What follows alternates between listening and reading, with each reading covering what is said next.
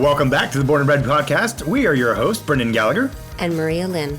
Be sure to check out our sponsor, Ace Hardware of Shinston. Ace is the place with the helpful hardware folks. Thank you guys so much for tuning in. We are loving some of what we are doing with this season. We're going to have some Just fun. some of it. Yeah, some fun conversation today. We're going to be talking about, we're going to be doing our Wild and Wonderful. We got some stuff we want to talk about in regards to West Virginia music and a big release that just happened recently that we want to talk about. So first, let's jump in. Extraneous to West Virginia. Yeah, it has nothing to do with West Virginia as far as I know. But it is popular, and we're going to talk about it. So let's first jump into our segments of Wonderful, Wild, and Wonderful. And have you been to this podcast before? I have. All right, so this is the part of the podcast where we get into our Wild and Wonderful notes, and they can be anything from fun and interesting, music-related, non-music-related, where we just talk about a couple of wild things that we've been thinking about, experienced, what have you, and some wonderful things as well. Absolutely. So let's just jump right into it, Brendan. As you say, in it, on it, under it.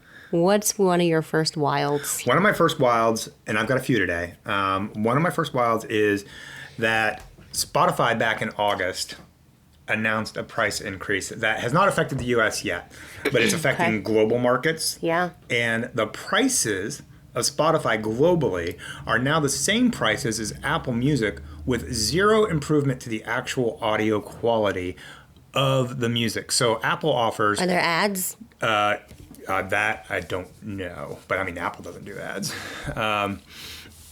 But the... So how much is Spotify? Well, right now in the U.S., I think it's upwards of $20 if you do a family plan, and it's like... I think there's a couple different plans. But globally, it's now the same price as Apple, and I expect that will happen in the U.S. eventually. My issue there is they're not improving the product. It's the same product, higher price. But inflation. Where Apple offers lossless and all these other amazing audio. What do they offer? Lossless, it's called lossless. Oh, audio. yeah, okay. And all these amazing quality audio formats. And you don't have any of that with Spotify. You don't have any of that, and they don't charge you extra for it. It's just included. So that's just a while for me. I think it's kind of crazy that Spotify just keeps arbitrarily asking for more money, but they're not offering any better product, and they're not paying artists more. They're actually paying artists less. So it's just a very interesting. It's more of a. It's wild to me in the sense of like, what the heck is going on? Okay. So what you got? My whole life, I have had vivid and usually terrifying dreams. And when I say terrifying, like sometimes when I retell them, it doesn't seem as scary, but like in the dream itself, it feels really scary. Mm-hmm. So I had a dream like this last night where I was being attacked by a cat. It was not my own cat. It was not a cat I knew, but this cat wanted me gone. To say the least. And it was stressful. And I woke up all stressed. But then I was like, oh, okay, I'm awake now. But what was wild to me, other than the cat, is I recently got an Oura ring. Oh, boy. And the Oura ring was like, you need to rest. Like, you need to chill out. You're showing high levels of stress. Your temperature was elevated. Your heart rate is elevated. And you need to take a chill day. Like, it basically was like, it even said to me, don't think about your stress levels. Just have like a day of self-care. And I thought that was really funny. Or I was like, I don't know what's going on. Yeah. But something happened last night. Yeah. So I was pretty, I mean, that's not out of the ordinary for me that I wake up from a dream like that. So I really feel... Sorry, I had to compose myself for a minute there. We were back from that laugh break. Yeah. Anyway, I feel like my whole life, like, I would tell my parents and my brother, like, the stories of these dreams, and they would usually laugh because they were usually, like, they would just be ridiculous and nonsensical, right? But there would be an element of like, fear in not all the time, but some of the time. So anyway, all that is to say, I feel like Oura Ring really gets me. I love that. I love that. Okay. All right. This episode is not sponsored by Oura Ring, but gosh darn it will be one day. Yeah, I mean, if they want to talk to us. All right. This is not political, but I'm going somewhere with it. All right. I think one of the wildest things I've seen lately was the internet. Well, that's not the internet. But actually, yes, partially. The response to Jimmy Kimmel being canceled. Now, I'm not talking about the situation around all that. Okay. I'm talking about how customers showed that they do, in fact, hold power and have the ability to change things. Okay. And so specifically what I'm talking about is, if you don't know, like when ABC announced they were canceling Jimmy Kimmel, a bunch of people canceled their Disney Plus or Hulu, ESPN subscriptions. And actually it was the most sought out internet query was, how do I cancel Disney Plus? Mm-hmm. And they make it hard? No, I really don't think they do. But people are just lazy. Yeah, pretty much. Okay. Well, I think that's wild. But go ahead. It is indeed. But I found that very interesting. I'm like, so why don't we do this more? That's the wild part to me. Sure. Like, yeah. What else can we? Yeah. You know, like, again, here, going back to my other wild, Spotify. Why don't people just start canceling until Spotify goes, oh, maybe we're doing something wrong? You know?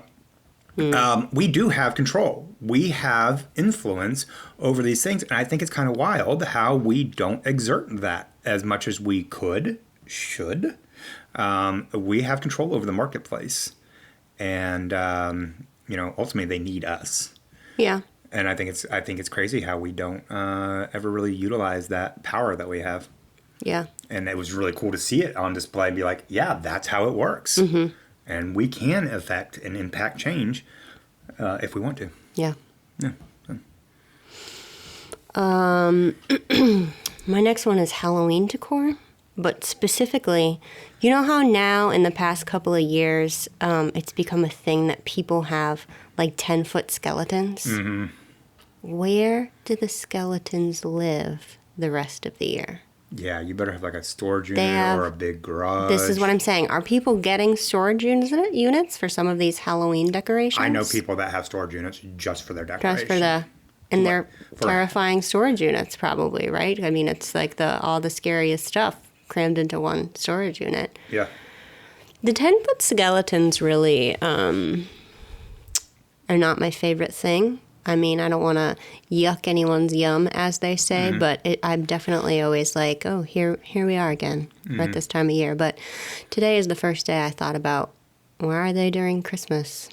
Where are they during Easter? Well, it could be the people locally that we get to see who basically utilize them all year round for different things. That's true. There is some of that. Yeah. I would love, if I had one of those, I would, whenever I move out of that house, I would totally leave the skeleton behind somewhere for the next people to just find. I've seen those remodels where people are like gutting a kitchen or whatever. And there's a skeleton in your closet. They'll put the skeleton in the wall and then cover it up for the next people to find. Yep. I think that's hilarious. That would be good. All right, cool. I've got one more wild. Okay. And that is that the Smashing Pumpkins just released a vinyl for the 30th anniversary of Melancholy and Infinite Sadness yesterday for pre-order, and it cost $600. Nuh-uh. I won't be buying Dude, it. what are you so mad at Spotify for? Jeez. Gosh, you need to cut Spotify some slack. It's Billy Corgan I should be mad at. Yeah, $600 for this vinyl, and it's only got one extra vinyl compared to the release they did like 10 I think years you ago. need to go apologize to Spotify. No, I'm not going to. I can be mad about both. Okay. I'm not really mad. It's just like, whoa, that's shocking. It's pretty shocking. $600 for a vinyl. That's a lot. It is. I mean, are they... never mind. Keep going. My mind's wandering to places it ought not. All right. So let's move on to our wonderful notes. No, I had one more. Oh, you have another one? I'm sorry. I didn't know. I'm sorry. Go ahead. What's your wild? Tilly Norwood. Oh, yeah. Yeah. Go on. Tilly Norwood is an AI actress, meaning it is an actress that was created out of AI. And there's been all of this conversation around her. And, actors who are considering it concerning. I think she was banned from SAG. Is that correct? Yes. And yeah, there's just been some conversation buzzing online about this concept of an AI actress, and I think it's crazy that these are the conversations we're having now. Like, yeah. AI is replacing humans in some ways. And I know there are people out there who are going to be like, this is the problem with AI. I am not on a warpath with AI. I mean, I work for a company that utilizes AI. I use AI every single day, I'm not going to lie. Yeah. I think it is an extremely useful tool. But like so many things, we have to use it responsibly. So, and I think this is something that, who brought it up? There was an actress that was talking about it. Emily Blunt was talking about it, and I think she was saying, like, just because we can do this doesn't mean we should do this. And so it's an interesting conversation. I think we have to be wise about it. It's one of those things where, like, if Carrie Fisher's estate allows somebody to utilize an AI version of her for Star Wars. Yeah, I mean, then that would be kind of cool. And they make money. They're paid for Sure, it. yeah. Then, that's different. Yeah. Because you can't use Carrie Fisher anymore. I agree. That's a great example. That's a very good argument, actually, in this. So I think I like that. Yeah, but however, if you're just creating an actress to fill roles that other actresses could fill, that's insane. Sure. Much like we're going to be having a conversation soon about AI in regards to art and such. We won't get too much in that right now. But when you're utilizing AI, you can tell you're utilizing AI a lot of times, and so we'll have more conversations about that shortly. But yeah, I think there's times where it's appropriate, and there's times where it's inappropriate, especially if you know somebody who can fulfill that role. Yeah. I mean, I think it's an interesting conversation, and I'm by no means anti-AI, but I think it's an interesting topic to say, okay, how do we use this for good, and when does that line start to become crossed? Yeah, I feel like most people I know in this conversation are either like AI all the way or AI is the devil. Right, and yeah. There's a middle ground. I think. This could be a sweeping statement. I apologize if it is. I know that probably somebody out there is going to be like, no. But I think a lot of people who just totally disqualify AI altogether probably haven't used it at all. I would agree with that. And there's probably somebody out there who's like... I'm sure there's people who have used it and be like, nope, I don't like it.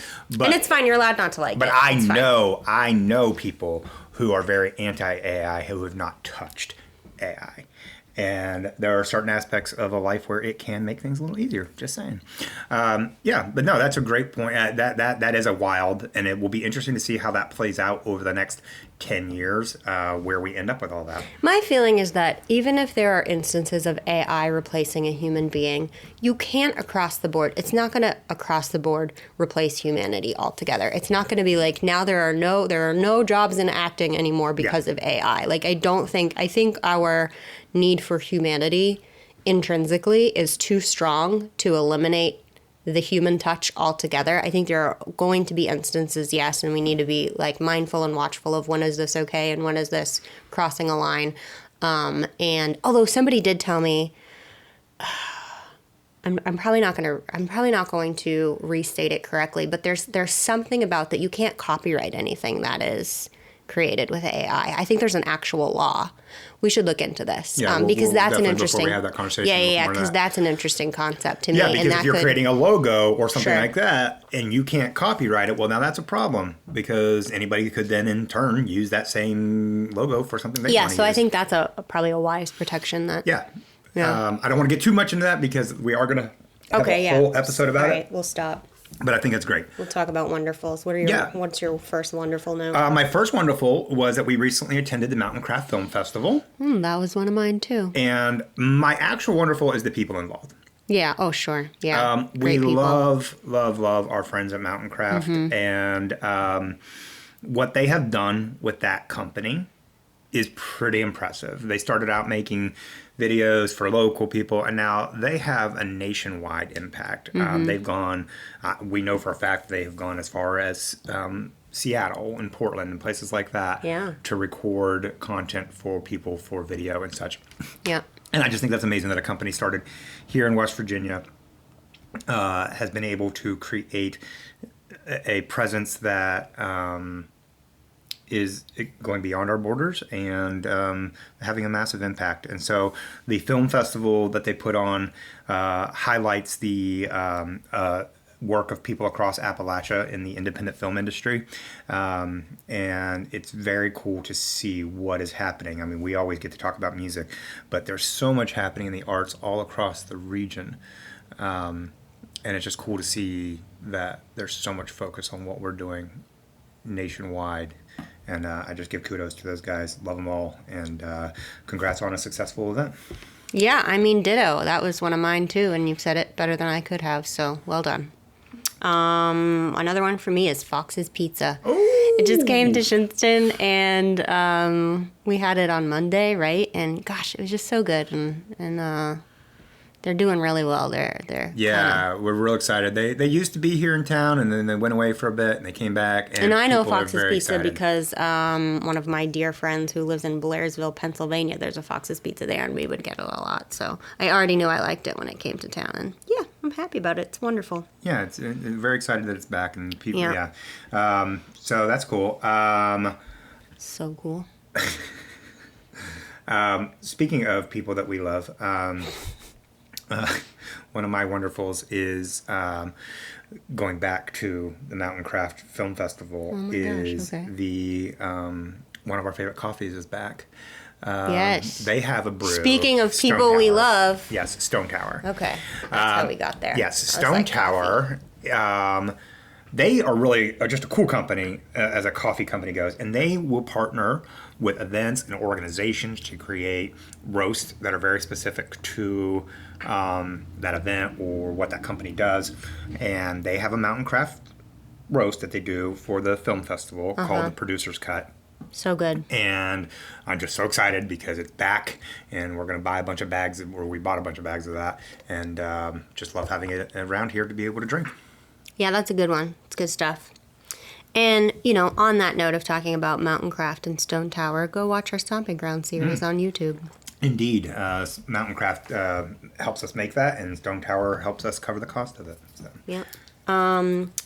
So this is actually kind of an old wonderful for me. Okay. But I was thinking about it again yesterday. I recently, within the past year, oftentimes I get two questions that people ask me a lot when I'm like newly meeting somebody or newly getting to know somebody. And one of the questions is, are you related to John Cusack? And the answer is not that I know of. And the other question is, what's your favorite Maria song? Because there are a lot of songs with the name Maria in it.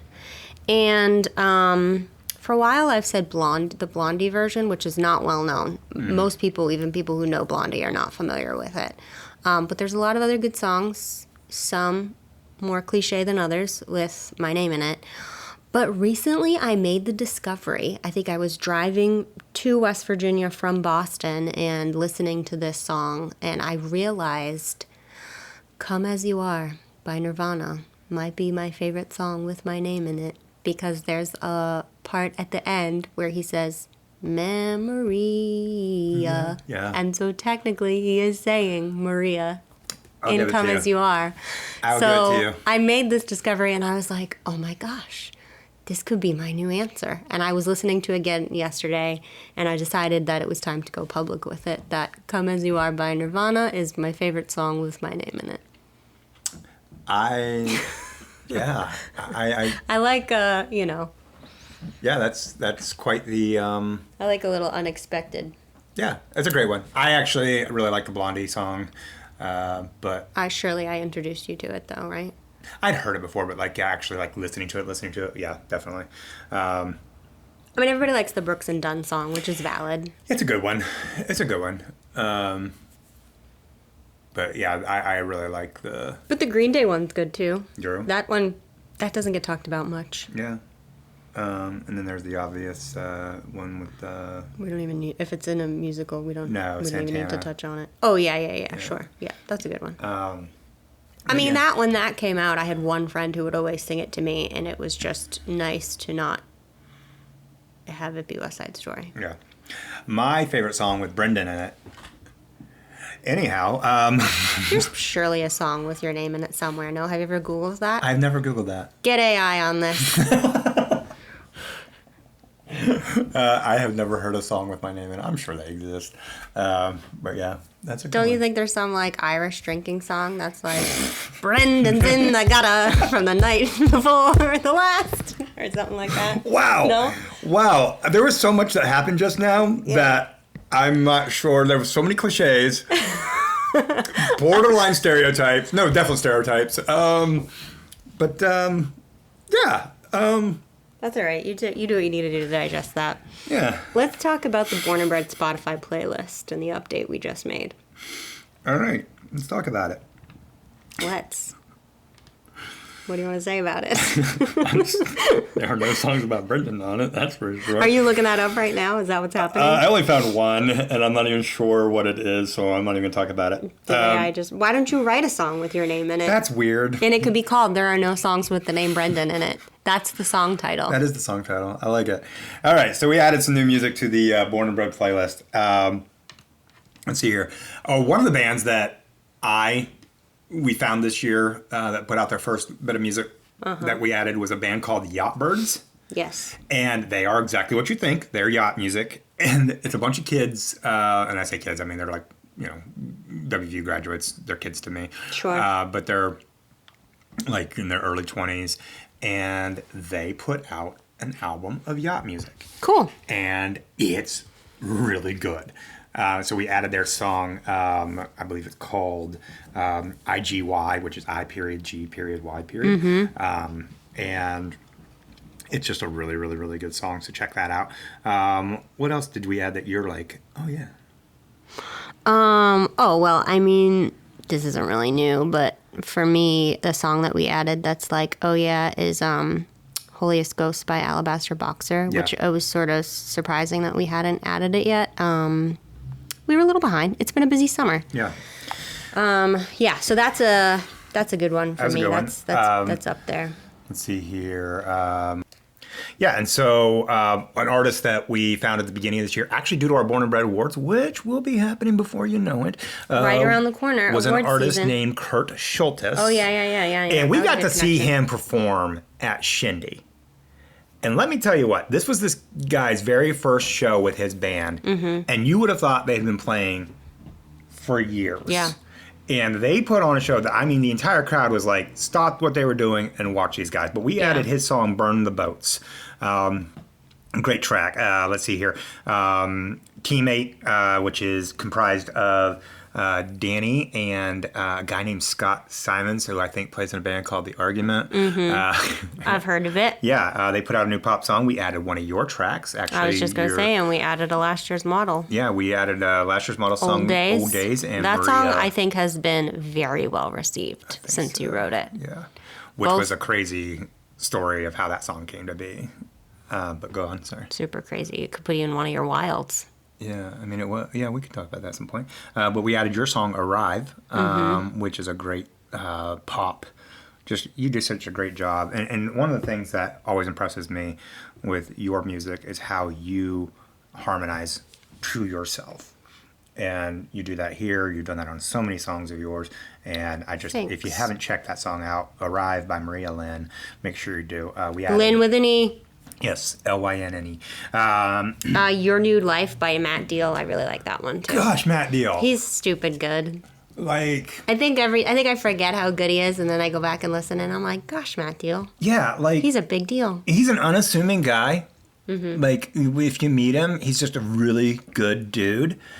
And so, but then you find out, like, he can write a freaking song. Yeah, he can. Adam Yoakum, who I've referred to in the past as the Appalachian Post Malone. We added some music from him. Jamie Lester. Jamie Lester. No, I did not mention that one yet. Kindred Valley. They put out a new song recently. We added Tyler Childers, which a lot of people are like, is Tyler from West Virginia? So I always have to explain to people. First of all, Tyler grew up on the West Virginia border, literally right over. But when he actually started pursuing music, he built his whole career, which is the bread part of Born and Bred. He built his whole career in West Virginia and toured Huntington, Morgantown, Charleston, lived in Lewisburg area for a while. and that was really how he got to that next level. And his band is almost all West Virginians. Okay. Cool. So that's one of the reasons we include him, is his roots in West Virginia, and also the fact that his band was a former band in West Virginia that he recruited to play with him. Right on. Yeah, Stereophonic, they're a hip hop group. We added their song. Grace Campbell has a newish song to this. Goodbye. Yep, great song. We added Golden's song that they released earlier this year called "Gotta Let It Go," and then we added a song from Zach Blair, who wrote a song called "Meet You in Morgantown." And I think he talks about burning a couch in that, and it's all about just Morgantown in the fall and how great that is. We added, from our friends The Far Side, we added their new track Sooner or Later. That's L, the number 8, R. And those, so edgy. It's so edgy. Those guys, and their other song was called Get to You, which was get to letter U. So this is a fixation they have. Yeah, they have something with numbers. And, okay. Yeah. But these guys know how to make a synth pop song, and they're really, really good at that. Yeah, they are good. So if you're enjoying that kind of stuff, check them out. Emily Adele had a song. It was hard to pick one because she's actually put out a lot of music lately, but we picked her song Sour to add to it. And so that was some of, and there's way more, so we want you to go check that out. And this is a reminder to all West Virginia musicians in the state who might be listening to this, send us your music before it releases so that we know what's going on and so we can cover it when it drops. And then we will add some of that to the Born and Bred playlist to help you get some more listens out of that. We're very, very, very excited about that playlist, and we love how many people have subscribed to it, and we need more people to subscribe to it, and want restaurants and businesses across the state to be playing and promoting these West Virginia musicians. All right, so moving right along, let's talk about an album that recently dropped that is not from a West Virginian. Correct. She's a Pennsylvanian. Yeah. Pittsburgh's area specifically. So I guess we can kind of low-key claim her. Not really. Not really, but good But job. Taylor Swift dropped an album called The Life of a Showgirl. Now, I'm going to go on record as being the Swiftie in the room. a moderate Swiftie. I'm not like a diehard. He's more of a Swiftie than I am. I'm not like everything she does is amazing. I will say it was the song Style that brought me in to liking what she does, because I always thought that song had a very Killers-esque vibe to it, and I'm a big fan of them. And so that was what really made me perk up and listen to what she was doing. I'm not saying everything she does is amazing, but I do think she is a lot better than a lot of people give her credit for. I'm also a big fan of pop music. So, so there's a lot to talk about. Yeah. So, first of all, this album's called Life of a Showgirl. I want to say it's kind of crazy to me. That song is actually a duet with Sabrina Carpenter. And so it's kind of crazy to see that she actually titled the album, the title track is a duet. That's actually giving a lot of props to Sabrina to be willing to do that. Yeah. So that song and is actually an interesting song because it talks about a girl. It's obviously, we're giving props to Sabrina, or we're giving props to Taylor for being willing to do that, because I don't know a lot of artists would share a title track with somebody. Yep. Okay. And that song, let's just start there, even though it's the final track, is about a girl who is a fan of a showgirl, and that showgirl's telling her, you don't want this life. Yeah. And then it's a back and forth between Taylor and Sabrina talking about this, and then they both obviously become showgirls. Yeah. What they're actually talking about is the music career, and having that music career and being famous, and you may or may not want this, and everything that goes along with it. It's actually a kind of a good poetic song. I don't know. They have a fake character named Kitty, but that could be anybody from in their upbringing. That could be Madonna. That could be Britney Spears, Christina Aguilera. Sure. You know, all those people who came before them. So it's actually a fun narrative from that perspective. I am unabashedly a fan of Jack Antonoff. Yeah, who was not part of this project. Yes. I actually wondered where you would land on it because of that. So. Oh. Okay. I am a big Jack Antonoff fan, and I want to make that real clear. And he won Producer of the Year multiple times because of stuff with Taylor. I think it was good he wasn't on this album. Ooh. And here's why. Tell us. We all want to know. So if you go back to the song... You're remembering other albums now? What are we doing? 2 albums before. I can't. 2 albums before? I don't know what that is. Yeah. Midnight? Midnights? Yes, Midnights. Thank you. Okay. So you did know. He produced that. But if you remember when we first listened to that album, I was like, there's no instrumentation on it. Yeah. It was like all synth. Yeah, and it felt very that. empty. Mm-hmm. This album is the opposite of that. Mm. This album has a lot of instrumentation going on. As far as like, it's actually got drums, real drums in it and things like that. So in that sense, I think it is more of a musical album. So anyhow, I'm torn on that because I love Jack. I love his production. I love his personal music in the band Bleachers. So yeah, but I think she picked some interesting people to work with. And there are some lyrical duds on this album from a...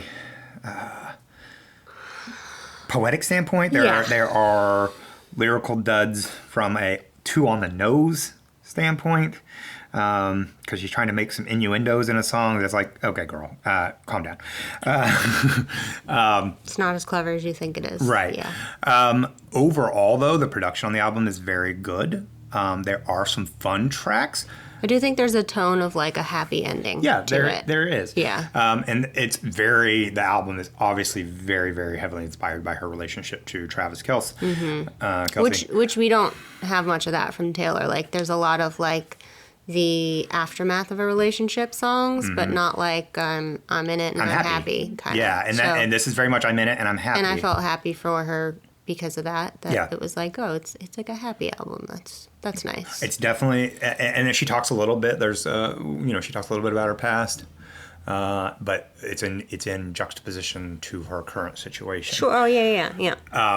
Yeah. So let's just go through some of it. Fate of Ophelia. I like that one. I like that one too. It kicks off the album. Now Ophelia is a character from Hamlet who has a.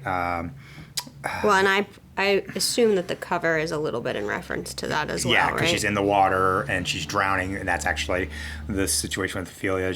Basically the character of Ophelia is in over her head and drowns from despair, and the song is basically saying, "I was saved from the fate of Ophelia." Yeah.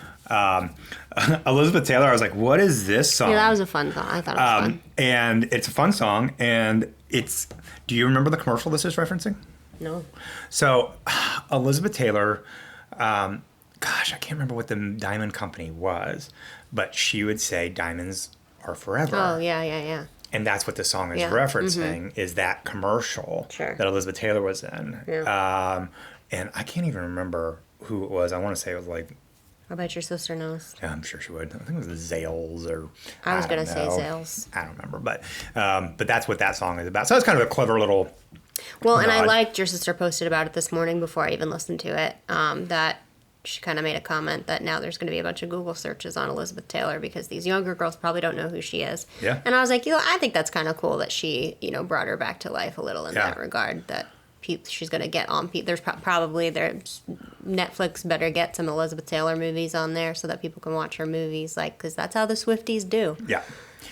Let's talk about track number 3, Opalite. This is probably my favorite song on the album. It's fun. It's a fun song. I have one qualm with it. The name. Is the name, yeah. Because Opalite is a manufactured imitation of opal. Right. And so that, for me, poetically, is a little bit disappointing. Right, because, and what that song is, opal is the birthstone for October. Travis Kelce's birthday is October 5th. And so she's referencing that her sky is now opal because of him. Which I appreciate all of that. Right. It's it's the a fake word, opal. So it sounds good in the song. When she sings it, it sounds good. Like if she said opal instead of opalite, it wouldn't sound as good. Yeah. But that to me, I was like, oh, that's sort of disappointing. But other than that, I like it. It's a bop. It's my favorite song. It's a very hooky song, and it's probably going to be a big hit for her. Then she did. And it feels a little bit like almost like a conclusion or an ending to Shake It Off in a way. Because in Shake It Off, it was like, I stay out too late, I go on too many dates, that's what people say. And that's sort of like the full arc, the other end of that bridge where, my mom said, whatever you were dancing through. Yeah. Whatever all the things. That's really good. Yeah, I like that. And now it's like kind of all okay now. So then, and we're not gonna go through each of these songs. Don't worry about that. I couldn't get down with track 4. It's I don't understand it. It's got a reference to Father Figure by George Michael. I would call it a sample. I would call it a sample, not a cover. I saw it referred to as a cover, and I was and that's how they painted it. Everything I saw beforehand was like, oh, this is a cover. She covered. No, she did not cover Father Figure. I would say she sampled it. Yeah.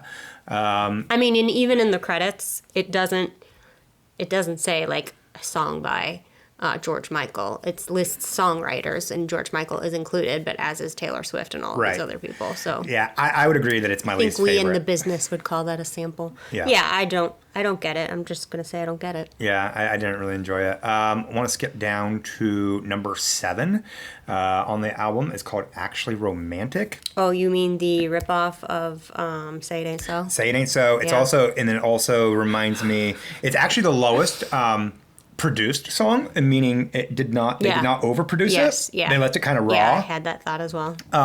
So the guitar in this is very much a cross between Say It Ain't So and the Pixies song Where Is My Mind. Okay. And that's you can actually sing both songs over this guitar riff. Yeah.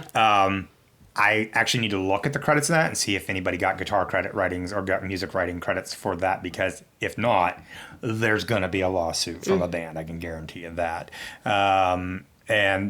But it's a fun song. I actually like it. Yeah, it's a fun song. And then let's see here.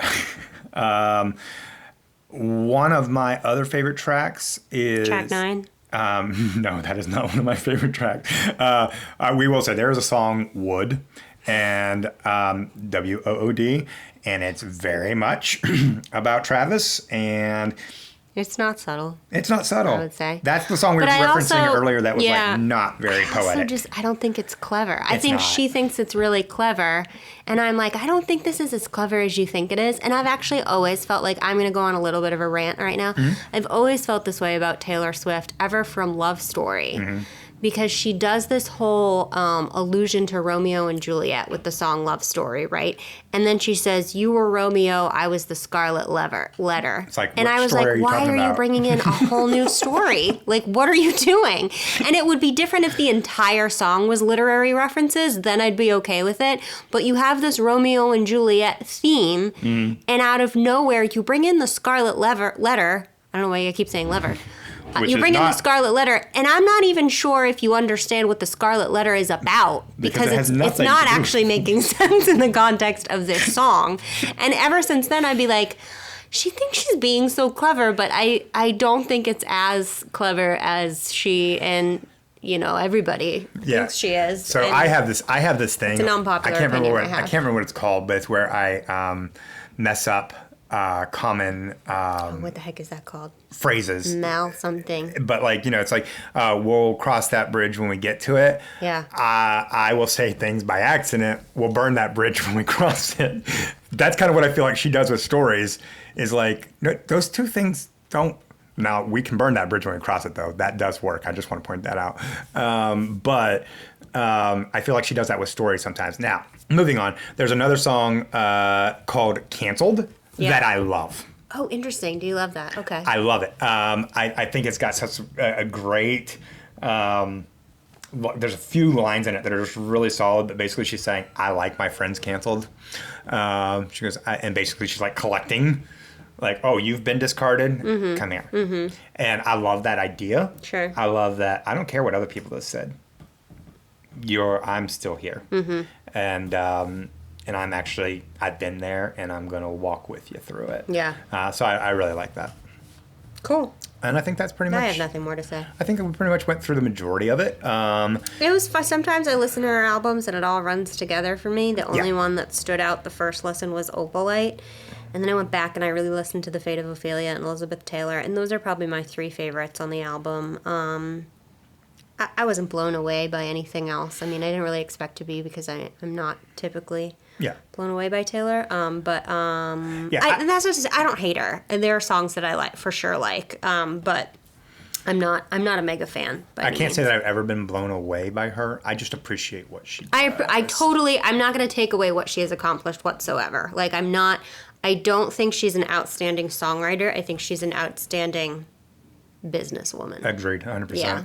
All right, so we are actually running pretty long in this one, so let's go ahead and get to our what we're listening to. I've got 3. Well, obviously Taylor Swift. Yeah, we've definitely been listening to Taylor Swift. My other one is Cake. Cake is a band that they're a staple for you. You they're a always go staple. back to them. But I also fall away from them for a little while, and then I come back to it. And I just recently, in the past week, came back to them and listened to their album Fashion Nugget, and it's perfect. It holds up. It's a great album. Yeah. I've been listening to that since I was in college. Thank you, Ben Lambach, for introducing Cake to me. He's probably never going to listen to this, but if he does, send it to him. He can take. I have no contact with him. Okay, I don't even know. He's not on Facebook. You're not going to listen to this. I don't know where he is. We do have a mutual friend that I think keeps in touch with him, but let's just keep it all mysterious. So for me, a band I've been listening to again lately is an album that came out last year called Glory from the Airborne Toxic event. I actually made you listen to it recently. This me do anything. This is well, you didn't have a choice. I put it on Inner Alphas and you heard it. This is a band that I actually discovered on MySpace in 2006. I'm sorry, I don't know what that is. Shut up. In 2006. And to clarify, no, I never had a MySpace. Yeah, I knew you were going to say that. Yeah. Yeah, so, but you used to be able to find bands. Like, that was actually a major function of MySpace, was the music component of it. Tell us all about MySpace and the old world that you come from. Well, back in the Wild West, when I was growing up, you young kids don't know. But, you could put music right on your profile. Facebook does that now, but it was prominent on MySpace. Yeah. When you clicked on somebody's profile, it actually would start playing the music. And they were a band I found through that. And they were actually, I think Rolling Stone actually ranked them as one of the top 25 bands on MySpace. That was a thing. Whatever it takes to get on a top 25 anything. But they actually did not put out their album until 2008 called Wishing Well. And if you've never checked them out, oh my gosh, they're just an amazing band. They're out of California originally, and I can't recommend them enough. So do they, is it like a double entendre in the sense that it's like a wishing, like a well that you make wishes in and you're wishing somebody well? Or no, just one of those things? I really hope they monopolized it and used it both ways. You actually kind of just threw me for a loop, because now I want to re-listen to that song. I feel like it's more about an actual wishing well, but now that you say that, I gotta re-listen to that. But yeah, check out their album from last year called Glory. It is perfection. Something else I'm listening to that I mentioned earlier, because we are coming up on the 30th anniversary of its release, Smashing Pumpkins, Melancholy and Infinite Sadness. It's one of my favorite albums of all time. And for a West Virginia available flair, for a cool $600. $600. But don't get Spotify. That would be too expensive.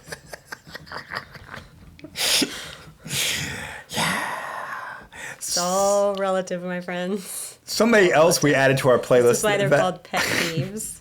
Go ahead. What? Somebody else that I added to our playlist earlier, that we were talking about earlier, that I did not mention because I was saving them for now, is Nat Frederick put out a song called Autumn.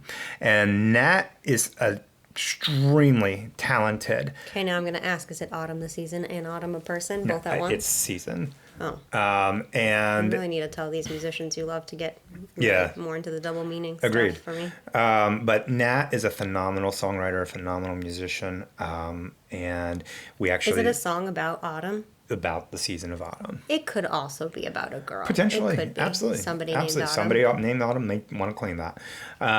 But he... this is the first time I've been friends with Nat for a long time and played shows with him. I've actually backed him up on guitar and stuff. And this is the first time since we launched Born and Bred that we actually got to cover him because he kind of went dormant for a while with writing. And I was just really excited to see him put something new out and get that chance to actually cover it through Born and Bred. And so if you haven't checked it out yet, Nat Frederick Autumn, what an amazing talent, just a good guy. Go check that song out. That's what I've been listening to. Is that a wrap? That's a wrap. Hey, guys, thank you so much for checking out this slightly longer. And I hope you enjoyed all of our rants and our rambling. It's still less than an hour. Some people listen to podcasts that are well over an hour. We're doing fine. Stop apologizing. But, well, I hope you enjoyed the conversations because it was fun for us. Anyhow, thank you guys so much for checking out, and we will see you next time.